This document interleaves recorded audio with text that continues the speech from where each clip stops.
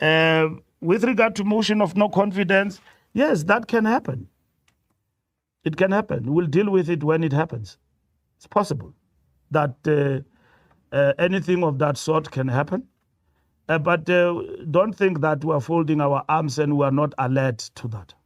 We're very much awake to it. And that's why I responded to the leader of the EFF and I said, you're saying motion of no confidence, but you didn't vote for the president. We defeated you with your 44 votes.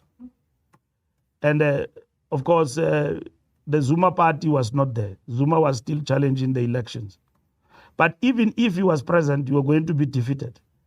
Cyril Ramaphosa got 283 votes in that parliament to be voted as president.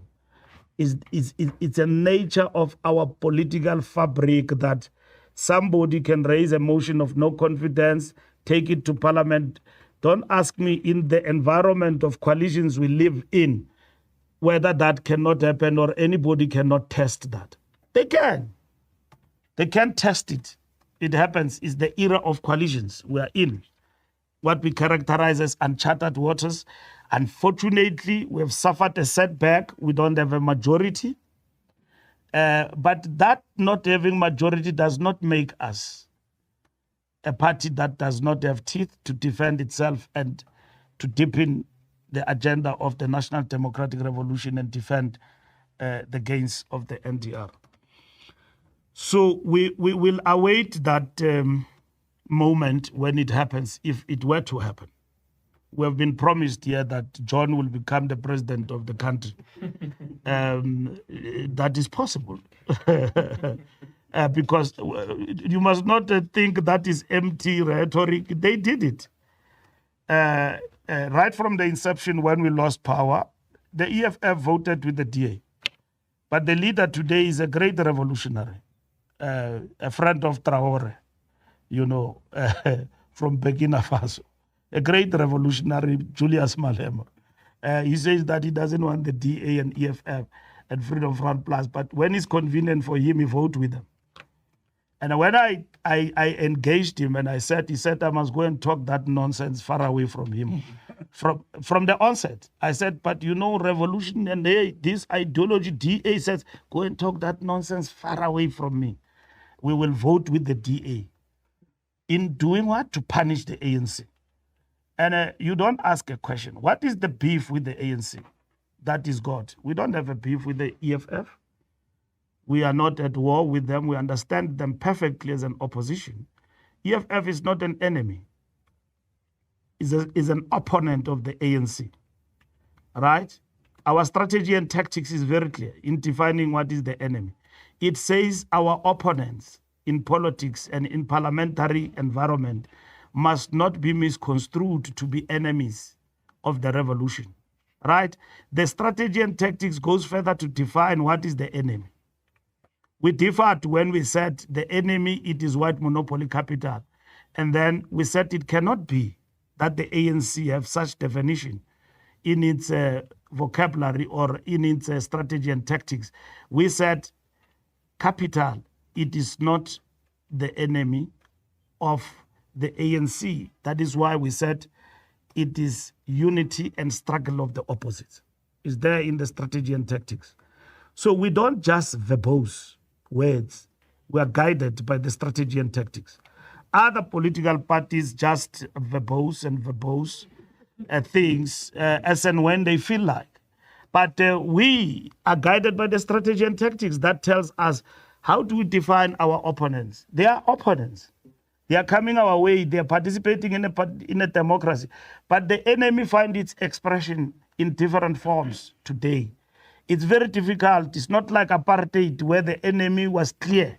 It's on the other side. Today, you could be asking me a question and you are deep in the belly of the enemy and espousing ideas of the enemy, embedded with the ideas of the enemy to destroy the African National Congress. We are alive to that. And we are forever vigilant about that. That's why we are not threatened by opponents. Opponents, we defeat them politically.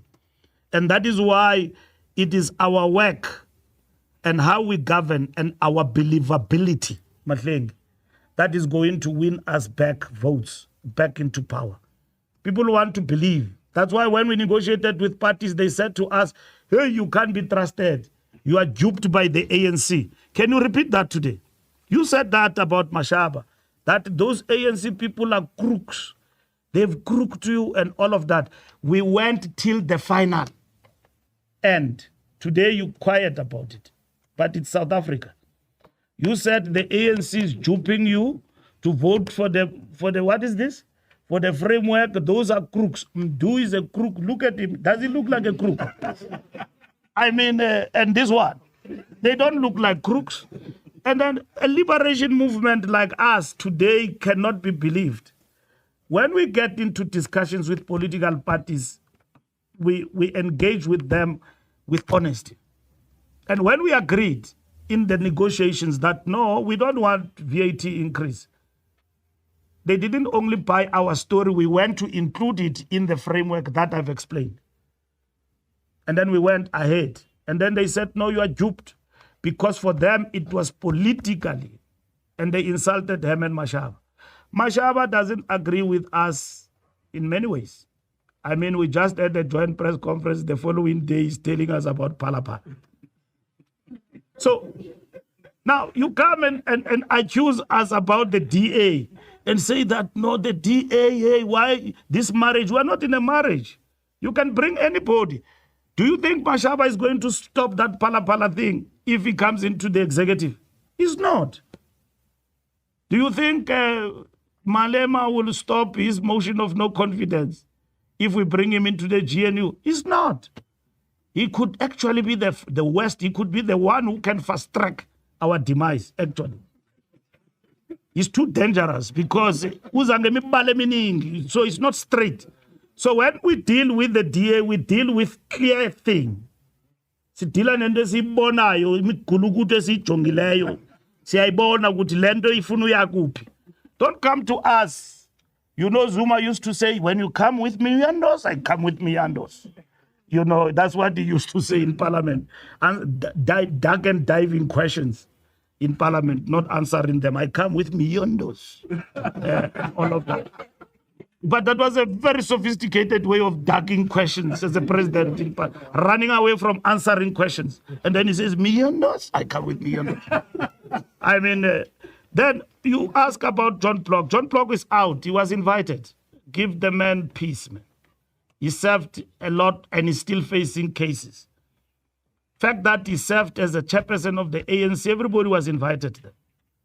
And obviously, you know that his membership is not in good standing because of the challenges that he's basically facing. The ANC constitution applies to him. So he was not invited for any other thing other than to celebrate history of everyone who led the ANC. One day, maybe Zuma will be invited. You'll be shocked to the ANC and you'll still ask that question. So John was invited by the province, and that was just that moment. We are going to have a GNU meeting with all parties in the GNU to reset the button. How should we work? And how do we want to arrange these things, these shenanigans that have been happening? Ministers doing as they wish in the GNU, others ducking out of the country, going to the United States and all of that. Ministers doing what they do. South Africans are looking at the executive. They don't look at political parties. Fine and good, you've got your members who are in the executive. And let me explain to you. This road is going to be very tough going forward. And I'm concluding now. I'm not going to answer the question of Peter Mkaba. You can ask it at a later stage. We have conferences that are running there. I've just spoken to Thabang Makwetla as the leader of the deployees to intervene in that situation. Should he fail, it means we will come ourselves. But we are not going to do that. But we'll never allow the ANC to be run like before, where people do as they wish. They must intervene as the leadership, sort out whatever challenges that are there on the ground, as the deployees and resolve them. That's what is important for us. GNU, we're going to reset the button, and then we're going to have a meeting of the GNU, and then we're going to discuss how we want to work going forward. We've got a clearinghouse. We're sitting here, a minister is taken to court on a policy matter by a partner in the GNU, okay? There are many other things that we need to clarify in terms of this GNU. Have we finished the year as the GNU? No, we have not. Yeah, it means we are again. So that is why it feels like we've finished many years. We have not finished a year. So we need to look at that. Clearinghouse, is it working? How do we deal with issues? It looks like when you are here, you need to condition your mind that all the time you must negotiate. I've spent almost a month now negotiating a budget as the SG of the ANC, and the branches are waiting for me there. But this is the life we're going to live. Even my hair have changed and so on. So this is the life we're going to live. And we need to understand. So we're resetting the button about how the GNU parties, not government, parties operate. And it is important that we need to engage all the time on matters difficult and so on. These issues that have been flagged will still be discussed in the context of the GNU and all of that. And as I conclude, and maybe if we were operating in a different manner, we would have reached a consensus on the budget before it was presented as the ANC-led government of national unity. So we need to relook into those and address a whole lot of issues going forward so that we avoid clashing unnecessarily and do the right thing. So thank you very much. Thank you very much, colleagues, and thank you, SG, and thank you to Comrade Zuko and Comrade Ndu, and to yourselves, members of the media, for spending this afternoon with us.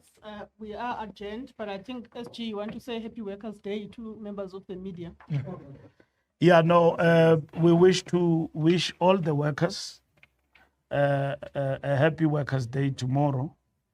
And we promise them as the ANC that we'll continue to be loyal to the workers' interests and demands in our country. And in the context of NEDLEC and social compact, work to resolve issues. And long live the workers of our country, and injury to one is an injury to all. And down with the DA, down.